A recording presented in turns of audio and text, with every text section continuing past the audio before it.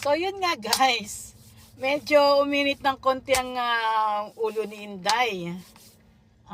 Medyo masungit yung manager na napuntahan ko sa jewelry shop na yon.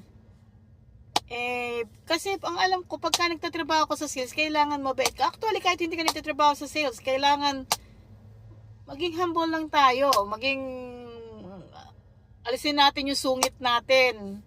Depende yan kasi sa actually, pag maganda naman ang approach sa'yo ng isang tao, kailangan palitan mo rin ng magandang, attitude. I mean, asal. Alam nyo, sa mga Pilipino, natin yan na tinuturo sa atin yan ng ating mga magulang na palaging panatilihin natin ang magandang asal.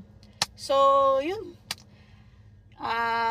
Para mawala na lang ang lamig, mawala na lang ang init ng ulo ni Inday, mag-grocery na lang ako, pampatanggal ng init ng ulo. Kaya lang, pampatanggal din ng init ng bulsa. But anyway, thank you guys for watching. I'll see you guys later. Bye!